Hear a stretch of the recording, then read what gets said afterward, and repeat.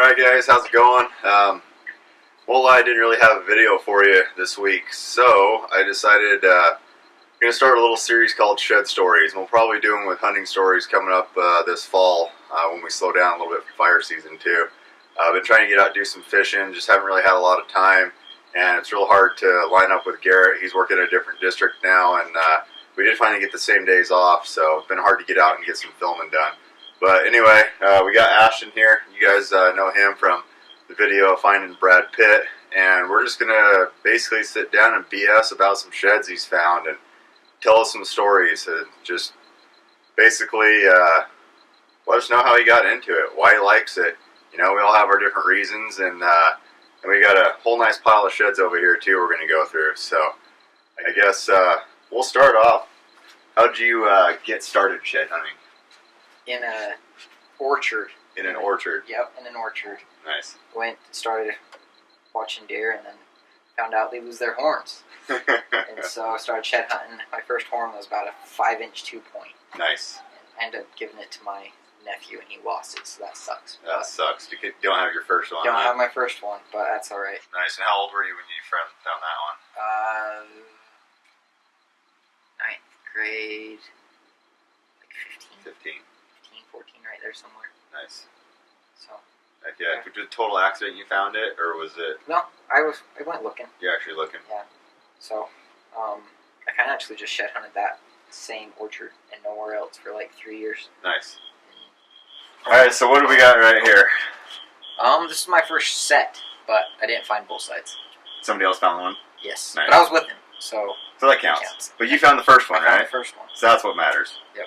So it's actually a buck I videoed all winter long, and went back one day and seen it had both sides, went back the next, and he dumped, and so we bailed off into the orchard back in high school, and I picked up this one right off the bat, like 30 seconds out of the truck. Nice. Found this horn, and then we went around, and there's a piece of property back behind the orchard. It's a field, and my buddy Jesse found it. So yeah, that was the first set that me and him matched up, and my first set ever to have. Nice. So, got me hooked. There was one other buck in the group with this one. He was just a 3x4, but I actually watched him shed an antler. He's fighting another buck. I still have not seen that yet. I've seen it twice. Nice. So that's like every shed hunter's dream, is to watch a buck shed on camera. Yeah. I didn't have anything rolling. One of them was, we kicked a buck out of his bed with one horn, and he jumped up 50 yards, stopped and looked at us, and when he stopped, actually, is when it fell off. Really? It wasn't even when he was bouncing away. That's crazy. So, I mean, you never know when they're going to shed. I mean, he never returned either the next winter, so. You think he died or something? Knowing that unit, most likely. Yeah. But, who knows? So. Well, there's the beginning of the true addiction right there. Not a bad set for the first set, I'd take that. Well, what do we got next in the pile over here? It's definitely an impressive pile. You can see Brad Pitt laying over there. We'll hit him a little bit later on. What's next? Let's go down the timeline, I guess. So, this is really sad. I cried when this happened. Oh, I'd cry. So, it's a hell of a hook cheater to have broke off there. Right? It's got to get fixed one of these days. But this was probably the same year I found that other set. Like the second trip I made out of the orchard. Did you drop it? Is that what happened? Yeah, when I was moving, it fell out of the basket. I carry them all in, and it just must have hit just right, and it snapped. Actually, I've got one. I'll go grab it here in just a sec. I got one. I'll show you guys. I found actually on a fire that I did the same thing. I actually had to trade a guy like a 175-inch brown 4-point set that we found on the fire. Well, it was as brown as it's going to get for being found in July. But anyway, one of the coolest horns I have, and I dropped it and broke half of it off. Kid I worked with doesn't even pick up sheds, but he wanted a set, so I traded him that mid-170s 4-point set for this old crusty single, and I dropped it and broke the whole back end off. Freaking gnarly horn, man. Yeah, he's crazy. The whole reason I wanted it is because I didn't have one that had a drop tine before, and I mean, it's just a cool shed. You know, he's got some crazy eye guards on him, real bladed, palmated out, and I don't know if you can see right there. That's where I dropped it and broke the whole back end off. But so I've had a lot of guys, I guess lately, people that do shed hunt and people that don't, ask me why I keep sheds that aren't that big, that are not that different. Not, there's nothing super special about them to the average guy just looking at them. So why do you keep the sheds that you keep if they're not giant? Because everybody knows why you keep the giant ones, but why do you keep the sheds that you keep? Like, this is a perfect example right here of a shed that most people would look at and be like, why do you keep those? But to you, it means something. So I have lots of reasons. I love size. I love the character. But probably the biggest reason I keep a horn is the people I'm with when I do it. Right. So for this horn, for instance, this is the first horn I ever found with Micah. Well, this guy right here. Yeah, that guy. Well, maybe not the first, but it was on the first trip. It was technically the second because you found the one from the road. True. Yes, found the one from the road in the future, and something that strikes a memory that will stick with you for a lifetime. That's why we do it. It's not necessarily for the sheds. Everybody thinks it is, and I mean, don't get me wrong. We all like them, and there's a reason we go out and look for them. But it's those memories that you create doing it. Well, what else do we got in the pile over there? Oh, this is a rad buck. You don't see eye guards on a mule deer. Holy crap! That much. What is that? 7? I don't remember. That's got to be 7. Yeah. You guys are reference right there. That's a giant freaking eye guard. So I've actually got the year before this horn as well, but it's only about 2 inches long. Really? But it's the same. It's the same horn. Just it got mass and it grew a massive eye guard. That's crazy. But, yeah, you don't see eye guards on a mule deer like that. Yeah. I mean, if he had, let's do my favorite set other than Brad Pitt.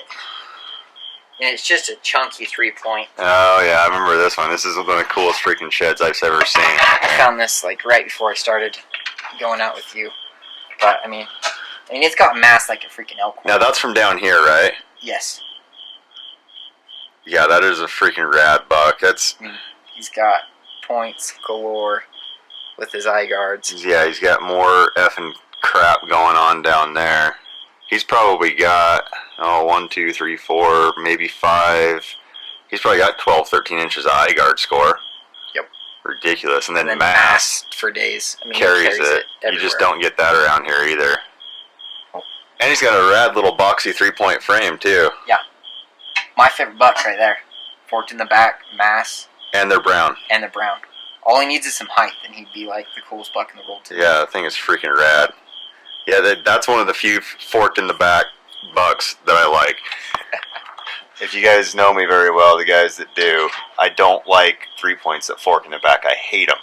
I don't know what it is. They just look ridiculous to me, but that one is actually rad. It's probably because his beams curve up and he's actually got some width. It seems like most of the time you get them and they end up turning up about right here and they're just super tall. And they just look really funny. So this one actually looks pretty cool. It's got a good boxy frame to him. I think you're crazy. So, okay, other horns. Next ones. Let's stick with sets since we're on a set roll. This set has got a cool story on it. This one does. I remember this one. I might not get hired back at Dick's Sporting Goods because of this horn, but it was so worth it. Hey, it'll be alright. It'll be alright. Who wants to work at Dick's Sporting Goods anyway, right? Exactly. But, so, it was like January, and it's a blizzard outside. And so we take off at 12 at night, drive all the way into Nevada, stay the night, wake up in the morning, and we find this horn. I mean, we're going through snow, and I finally pick up this horn, and then we picked up like 6 others while we're out there. And get back, and I'm like, I don't want to go home. We had to look for the other side. And so I called work and told them I got stuck, and totally lied my butt off. But it doesn't matter. Pick this horn up, maybe like a ridge or 2 over. My buddy Randon actually glassed this side up, and we thought it was an elk horn. I mean, it was sticking right. You could just see these tines coming on the side. Oh, okay. So yeah, it looks like the back end of like a 4. Yeah. Yeah. And I mean, we got video of it picking up, but it was just so big. Yeah. We didn't think it was a deer horn. Well, that is a freaking gigantic 2-point. Yeah. I mean, I guess he's got a little bit of a third right there, but not much. He scores like 140 as a 2-point. Well, I guess he's kind of a 3, but We'll call it a 2. That's close enough to right there. It's not a set. It's not? It's not. Same buck? Nope, 2 different units. Man, that's crazy. So If you put those on a mount, I wouldn't guess that they weren't a set. Yeah, I mean, look at a little that. shorter shank on this one, but I mean, Hold those up like you'd see it on the head, and I mean, yeah, there's not very many people out there that if you put that on a head would say that's not a set. That's insane. That's awesome. another importance because of who I was with. This is the first horn I found with my Grandpa Casper, which is my dad's side. We were just going for a drive, I had no idea what I was doing down here, and so we just went for a drive looking for deer, trying to cut tracks, and pulled off to the side of the road and went looking for tracks and see if there was anything big around, and not 10 minutes out of the truck, I picked up this horn, and then the next day I went back, and I spent all day gritting that country, and I did not find a single other horn. It was the biggest typical 4-point. Does that one break 80? No. Doesn't, huh? I mean, that G2 is just short enough he doesn't do it, huh? Yeah, it's like 78, 77 right there. That's so close. I have a curse that I can't break. So yeah, that was that horn. And then this horn was a couple months later, but same year. We were out checking a new spot, just hitting new country, figuring out where to go down here. And I ended up killing it this time. I think found 14. Nice, that's a pretty good day. But this was the last horn I found, and it was literally 50 yards from a road and like 100 yards from the truck. Nice. And so we all walked right past it going in and got lucky, and just happens to go right around the right bush. What's that one go? Right at 79. Nice. I mean, I've had someone score it over 80, but I really don't think it is. We'll call it 80. We'll call it 80. It's close enough. You got to round up, right? Yeah. This buck's awesome. That buck is rad. This is 2 different years. Okay. So I wish it was a set. He's broke up here this year, but he grew this in line. So this year, the same year as that shed. Yes. Okay, he's got a broken. He's broke G2, but this is probably 3 or 4. Okay, inches. so that actually scores then. Yeah. Okay. But just out. I mean, I was actually with my mom, and we hit a spot. We killed it that day. And we found 14 horns. Damn. I went and gritted where I found this one. It's like a bowl, and so I gritted all of it, and I never found the brown. So I don't know, because I got it now, and I literally I would have been 3 feet is my boot tracks from last year from this horn. I mean, and it was sticking out like a sore thumb this year, so I don't know if I just went in too early, but I mean, I went in after Shed Fest last year. I mean, that was, what, late March, early April? Yeah. I mean, I waited. I knew I couldn't bust him out of this place, or else I wouldn't find it. So, I don't know. I could have just been blind or blinked when I walked past it or something, but it was gleaming on the hillside this year, right when I went looking for it. But, well, you got it. That's all that matters. Yep. Now I gotta find the other. Well, are you saving best for last over there? Sure, we can save best for last. All right. You guys have all seen the video, but this thing's just an absolute pig.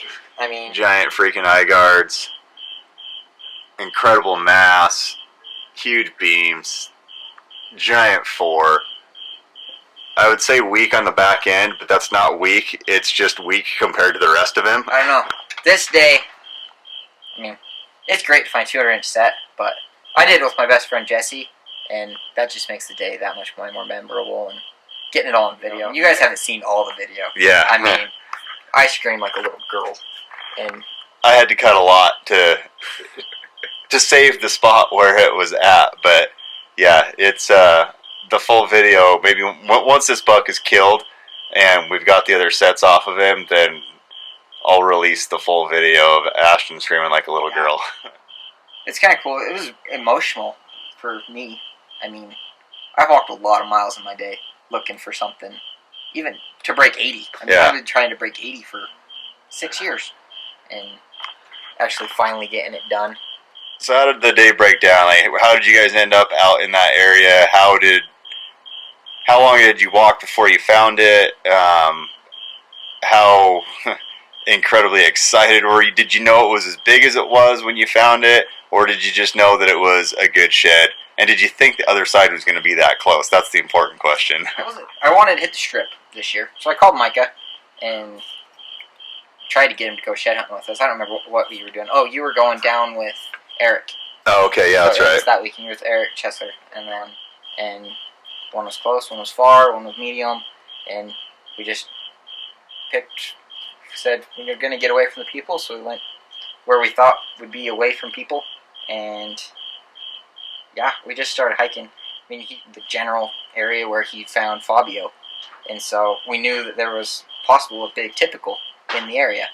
But we just kind of beelined it, just hoping to get lucky, and we ended up finding a cow that was actually had its legs broke. So that was dropped down in this bowl, and it was a big bowl. It had cedars on the left and sagebrush on the right, and I'm like, if there's gonna be a horn, it's gonna be right there. And so me and Jesse started walking up. I took the bottom, and he wanted to hit the cedar trees, so he went in the cedar trees, and not 15 yards. As soon as he's in the cedar trees, all I see is that point sticking out on the hillside. Nice. So I had no idea. I knew it was a horn. I had no idea what it was. I mean, I figured it was strip, so it had to be somewhat decent.